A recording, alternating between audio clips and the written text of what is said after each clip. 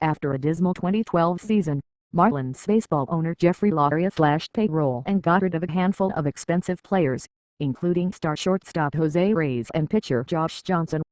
Miami baseball fans cried foul.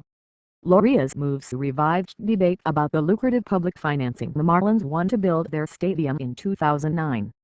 On February 24, Loria took out a full-page letter to our fans in the Miami Herald and other South Florida newspapers to defend his team's deal, saying he wanted to review the facts.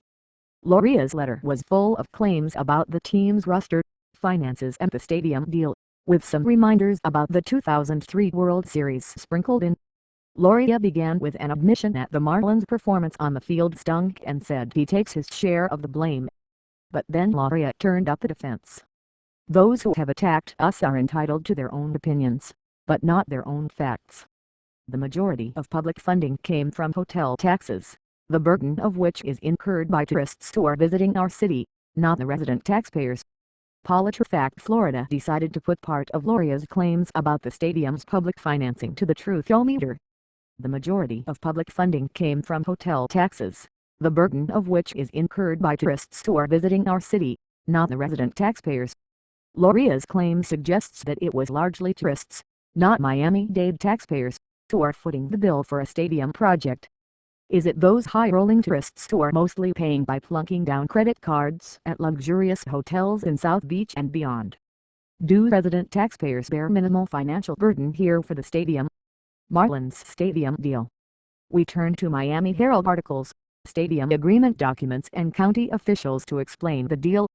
After about a decade of failed attempts, the Marlins finally reached a deal in 2009 with Miami-Dade County and the City of Miami to replace the Orange Bowl Stadium with a 37,000-seat retractable roof stadium in the Little Havana neighborhood of Miami.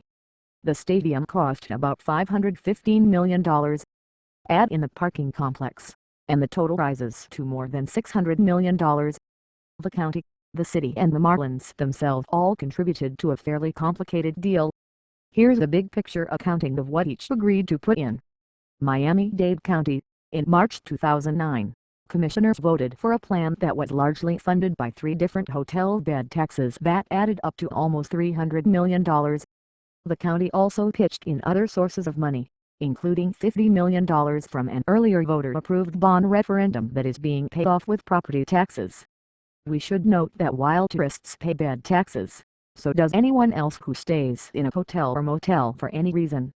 That includes business people visiting the area, friends and family who visit local residents, and locals who live in hotels or need a room for the night. In total, the county borrowed about $409 million for the Marlins project, which includes debt service and the cost of issuing the bonds, the county spokeswoman told PolitiFact Florida. The county manager wrote in a memo before the vote that the bed taxes cannot be used for general government funding purposes such as social services, public safety and public education. But some bed tax dollars can be used for non-sports projects, such as museums and theaters. Read more here. http://www.miamiherald.com/2013/03/09/3,276,818 Marlins owner Jeffrey Loria says. HTML number sign story link equals CPE